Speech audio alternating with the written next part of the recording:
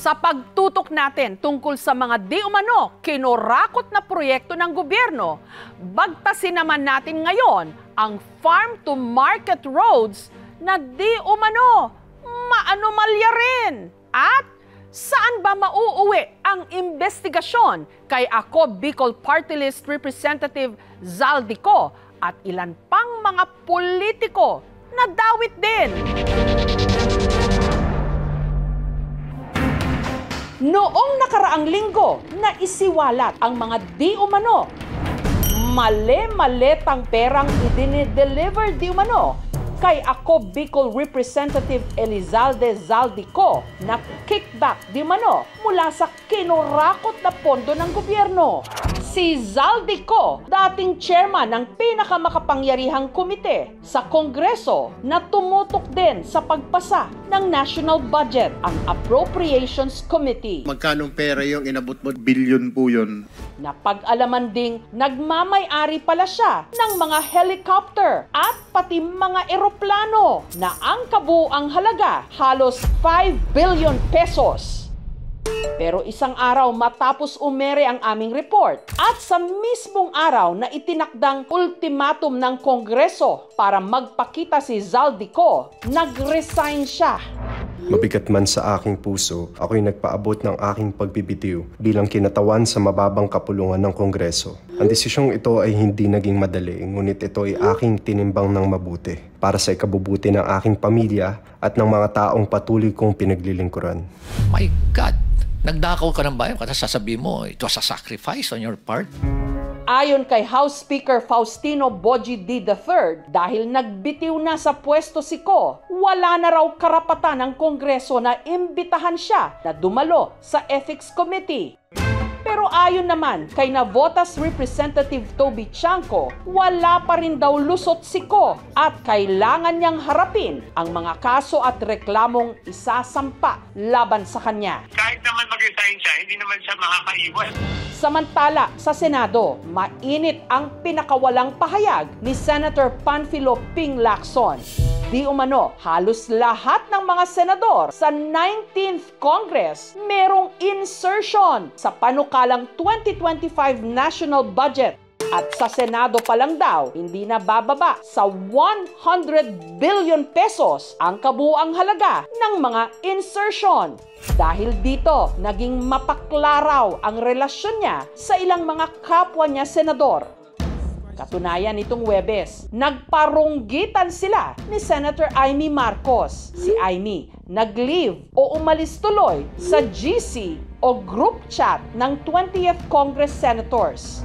Pero bago nangyari yan, nito lang Miyerkules, nakapanayam ko si Senator Lacson. Kamusta na po yung inyong hearing sa Senate Blue Ribbon Committee? Tuloy-tuloy pa rin yun. Kaya lang, kung wala namang major developments, plus sisingit kami sa budget. Yung 100 billion plus na insertions, sabi niyo ho, the other day ay mukhang may mga senador na nagkaroon po ng insertion sa 2025 budget. Sino ho yung hindi lang tumanggap? Kasi alam mo, nung nag-caucus kami, naramdaman ko rin yung tampo. Pinaliwanag ko sa kanila, incidental lamang yung nasabing almost all senators ng 19th Congress. Ang overarching reason kung bakit ko binanggit yun, sa panahon na meron na tayong krisis tungkol sa flood control projects na maanomalya, mag-honest dealing na tayo, at least magsimula tayo sa 2026 na General Appropriations Bill na wag na tayo magsingit, lalo na sa mga local infrastructure projects.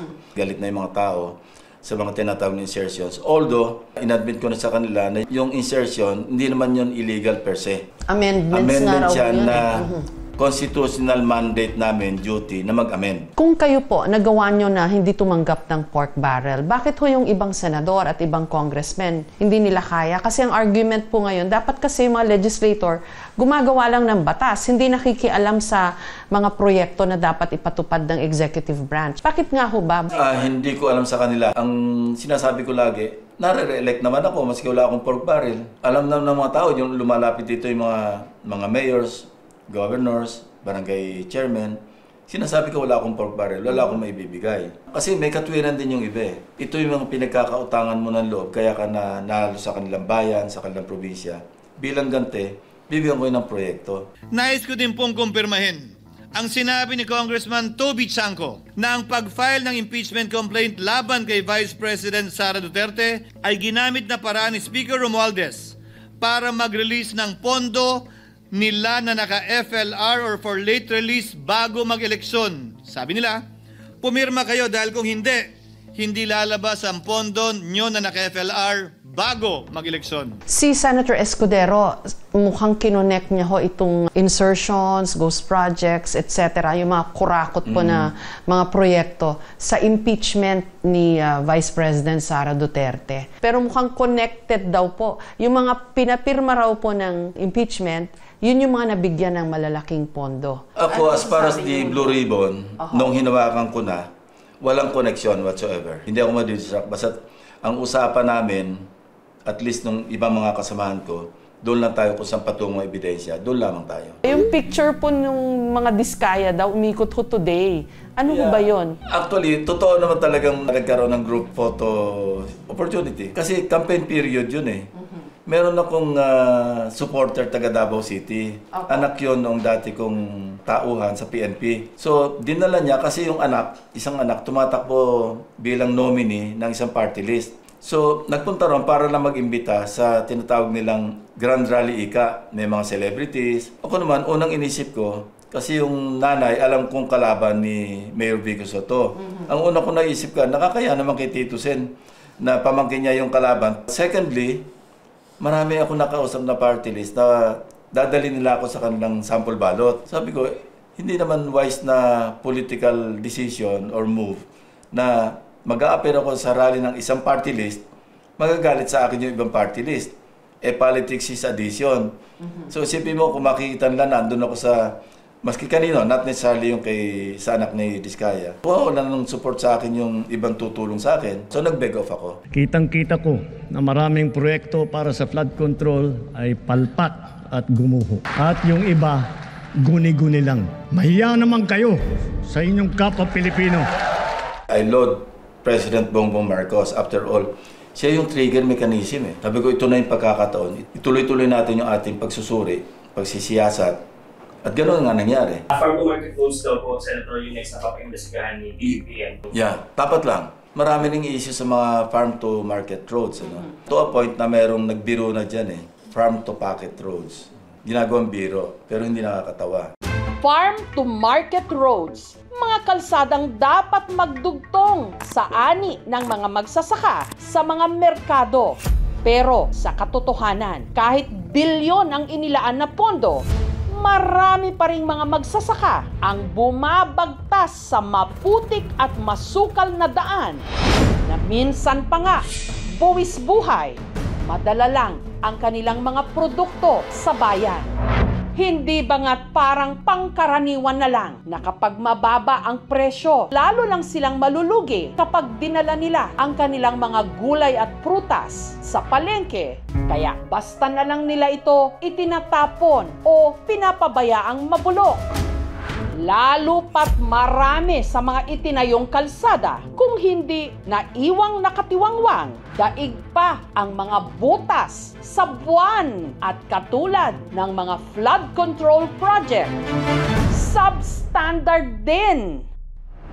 Sa bahaging ito ng Pampanga River sa Barangay Sampaloc sa Pantabangan, Nueva Ecija, kapansin-pansin ang mga interior ng gulong na ginawang salbabida. Pero hindi ito para sa mga mag-e-excursion sa ilog, kundi ito ang magsisilbing bangka ng mga magsasaka para madala ang kanilang mga ani sa palengke. Wala kasi ritong maayos na tulay o kalsada.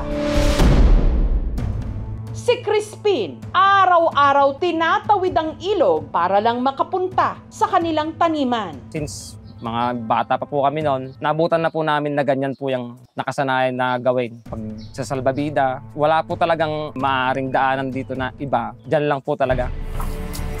At nito lang Huwebes, aanihin na ni Crispin ang kanyang mga talong. Ito po ang tinatawag namin dito salbabida or interior. Ito po ang aming sakayan. Papunta sa aming bukid. Sumakay siya sa sarili niyang interior at nagpaanod sa ilog.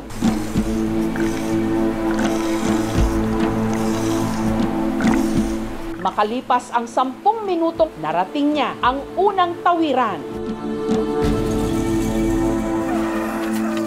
Binaybay ang patag sa loob ng 20 minuto, papunta sa pangalawang ilog na kailangan din niyang tawirin sa loob ulit ng 10 pang minuto.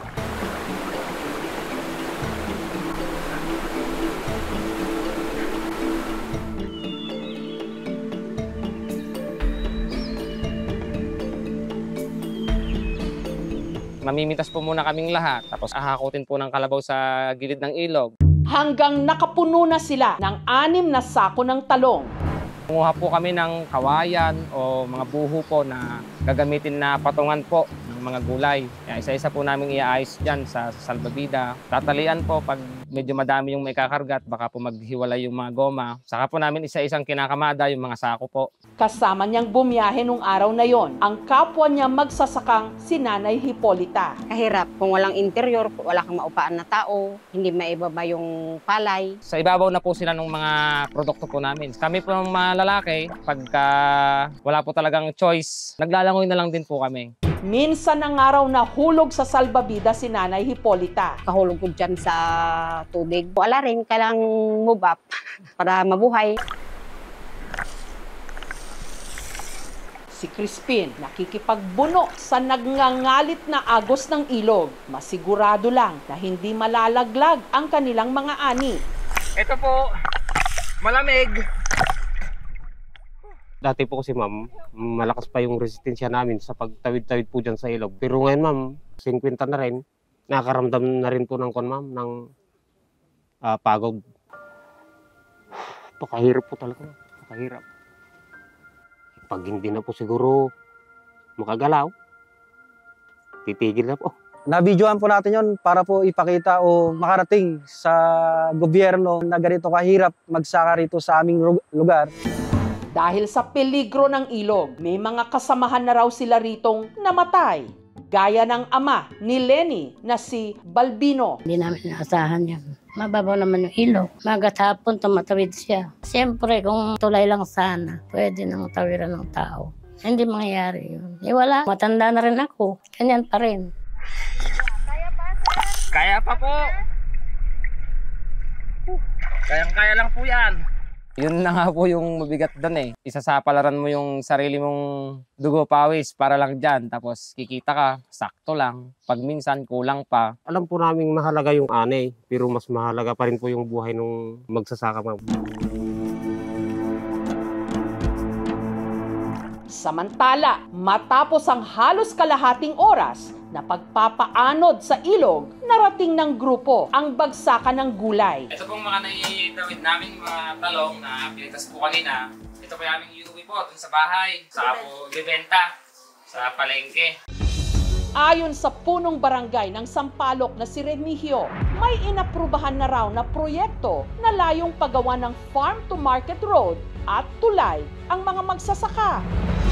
Nakapaloob daw ito sa Pamana o Payapa at Masaganang Pamayanan Program. Ito po ay project na galing national po, ma'am. Farm to market road po. Tapos lalagyan po yun ng tulay. Nitong taon lang daw, binisita na ng 1st District Engineering Office ang kanilang barangay para umpisahan na ang proyekto. Ang una po muna yung phase 1, mula po sa may dulo ng barangay po namin, papuntang port. Tapos phase 2, tulay na daw po yun. Ang sabi po nila, last quarter ng 2025. Kaya lang, nagka-problema po ang DPWH. Sabi po nila ulit, 2026 na daw po, first quarter na. Sa tinagal-tagal ng tiniis ng mga magsasaka, hindi na raw sila makakapaghintay pa. Dahil dito, nitong nakaraang buwan, sila na rin mismo ang nag-ambagan para makapagtayo ng 20 meters na daan papunta sa bagsakan nila ng gulay. Nag-ambag-ambag po ng pambili ng semento, mga bakal, tas bayanihan na lang po. Tulong-tulong na lang sa trabaho para mabilis makayari. Mahirap po talaga yung daan na yun dati. Mabato, pag maulan, madalas po siya. Hindi po madaanan ng mga sasakyan. Inuuna po kasi namin yung overflow roads dahil ang tatargetin po namin is yung 400 po na population or 80 household po na dumadaan po doon papunta po sa kanilang mga tahanan. Mas lalaki po yung gastos namin kung ang uunahin po namin is yung farm to market road and farm to market bridges po na magdudugtong sa Sitio Masiway at Barangay Sampaloc proper. Doon po kasi sa port, iilan lang po yung dumadaan po doon and mas isinisecure po namin yung residential area po talaga. Ang mga magsasaka naman sa Mantalongon Mountain Range sa Barangay Tabon sa Dalaget, Cebu, ang itinatanim, repolyo at sayote. Ibinabagsak nila ito sa Mantalongon Public Market na nasa halos 15 kilometro ang layo mula sa kanilang mga taniman. Walang ibang paraan para madala roon ang kanilang mga ani. Kailangan nila itong pasanin mano-mano. Si Joey, halos 3 dekada na itong kalbaryo. Simula nung bata pa kami, ito na talagang binuhay sa aming mga magulang. Magbubuhat, saka magbubukid. Hanggang nagkapamilya na rin ako, ganun pa rin ang hanap buhay namin.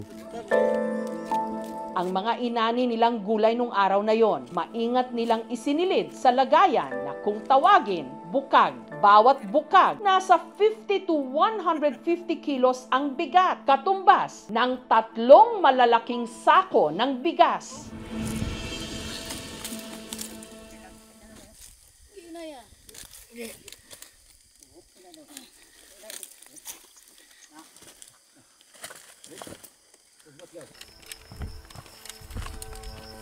Mula sa taniman, ilang kilometro pa ang layo ng pinakamalapit na kalsada kung saan nakaparada ang motor na siyang pagkakargahan nila ng gulay.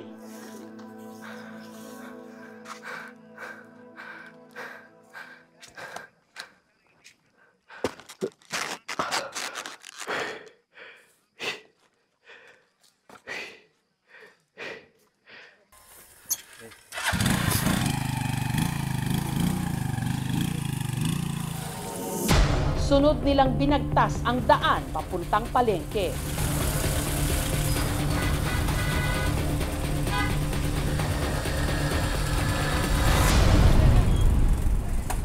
Dahil sa hirap ng kanilang sitwasyon noon, ang mga magsasaka humiling sa kanilang local government unit na pagawan naman sila ng farm-to-market road.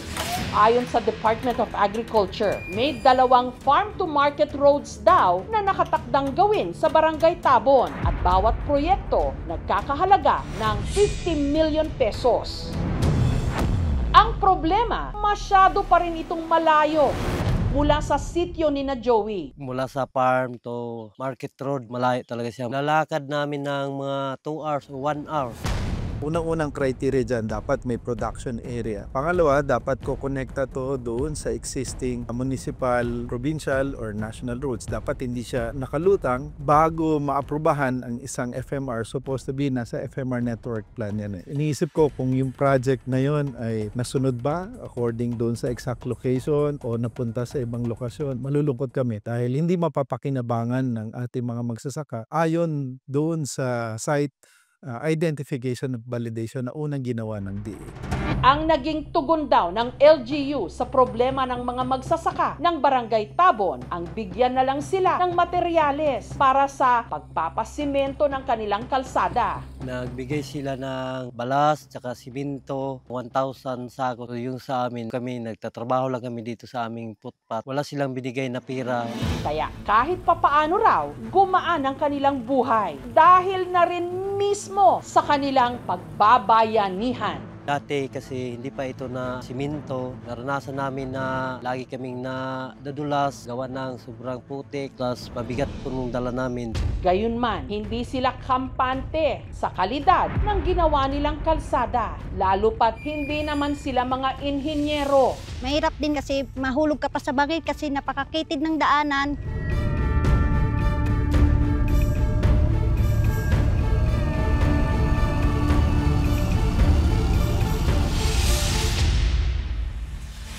Ang ang pagkakaroon ng tulay o kalsada mula sa pamahalaan, hindi rin daw laging garantiya ng ginhawa para sa mga magsasaka. Gaya na lang ng sitwasyon ng Barangay Bukal Norte sa bayan ng Candelaria sa Quezon Province. Mapalad daw sila na may pinapagawa ngayong concrete road sa kanilang lugar. Isa sa mga ito ang mahigit 200 meters na kalsadang ito na sinimulang gawin nitong Hulyo. Pinaglaanan ng halos 5 million pesos. Yun nga lang, hindi pa man daw tapos ang kalsada. Heto, bitak na. Wala pa nga yung 3 buwan, puro na crack. Nakita ko yan, nagreklamo ako doon. Bakit binubusan nyo na ng semento, putik? Mamamayan din kayo, tayo makikinabang dito. Pero hindi tama yan. Tinambakan nyo lang ng bato. Tapos binubusan na, Totally no quality. Hindi gawa ng tao yan. Gawa yan ng mandarambong. At ang ipinagtataka pa ng mga residente, sa susunod na buwan na raw nakatakdang matapos ang proyekto, pero halos kalahati pa lang daw ang nabubuo. Yung magsasaka, nadaan dito, mga nagbibiyahe punta ng ating market, hindi makadaan din yung malalaking sasakyan. Tricycle lang at singgil. Mahirap po, pag unaulan ay yapot na yapot diyan. Pag nadaan ang tricycle ay namamatay. Dito lahat ng daan. Sa laki ng inilaang pondo para rito, sa wari ng mga residente rito, ang proyekto parang substandard. Malaki pala ang budget doon sa kalsada ay hanggang doon lang sa tapat na yun ang masisemento. Akala namin kasali na yan, eh hindi pa pala. Sinukat po yan, 236 meter. 5 meters daw, ang lapad, 9 ang kapal, 9 inches. Kaya siya hindi pa natatapos, ay gawa po ng panahon laging may bagyo. Magkakaroon ka talaga ng crack kung hindi naiayos sa contractor yung joints. Anong ginawa po nila dito? Superficial lang, sa ibabaw lang po. So mag-deteriorate ang time. Yung kanyang serviceable life ng konkreto, hindi po maating. Pwede pong masira agad. Mayroong pagkukulang sa workmanship. Allegedly, sabi nila na binuhusan daw ito ng basa pa yung base. Dapat yung ganitong proyekto, dapat nasusupervise din. Pag sinushortcut po ang isang proseso, narin na po yung pagtitipid na mali. Delay na actually. Baka mahirapan po na matapos on due sa contract. Kung ongoing na o completed, bakit hindi napapakinabangan? Siguro dapat matanong natin sa DPWH yung aspeto ng actual implementasyon na ito ba ay tama na ayon doon sa kanilang specification. Ang kalsada, proyekto ng DPWH Quezon 2nd District. Ang kontratista, ang Wacon Builders and Construction Supply Corporation. Sinubukan namin silang kuhanan ng panig pero hindi sila tumugon. Sa post naman ni Quezon 2nd District Congressman at Senior Deputy Speaker David J.J. Zuarez na siyang kumakatawan sa distritong sumasakop sa Candelaria, nilinaw niya na ongoing pa raw ang construction at matatapos daw ito sa nakatakdang oras. Sinubukan naming hinga ng pahayag ang kampo ni Congressman Zuarez. Nagpadala sila ng isang written statement.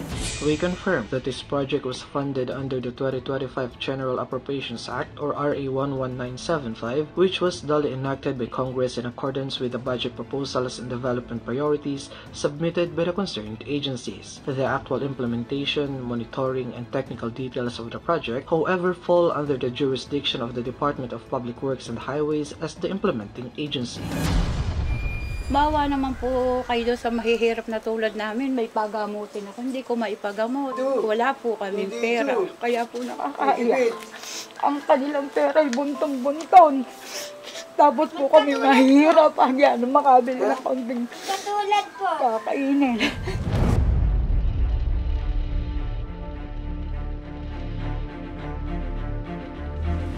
Tingin ko sa kasalukuyan, lalong-lalo na itong umiiral ngayong malaking problema sa ating bansa. Bahagi yung mga proyekto na yan sa binadgetan, pinondohan ng ating gobyerno na dapat sana ay pinapakinabangan ng ating mga sektor ng mga magsasaka pero nadadivert ito sa ibang pamamaraan. Yung mga magsasaka na walang capacity to avail ng mga programs galing sa gobyerno ay nahihirapan at yun yung kailangang tingnan ng ating gobyerno. Paano ang serbisyo bababa sa pinakamaliit na samahan? Panawagan namin sa sa gobyerno, lalong-lalo no sa mga implementing NGC, bigyan ng atensyon, i-award no, yung mga dapat ibigay sa ating mga magsasaka para naman sa ganun ay makamtan naman nila yung kaginawaan. Senator, tama rin ba isipin na pag hindi nagnakaw ng ganito kalaking mga salapi, baka mayaman na ho ang Pilipinas? Oh, definitely. Kasi in terms of investment, kasi ang infrastructure program, infrastructure projects, investment yan para makagalaw yung mga goods and services, di ba?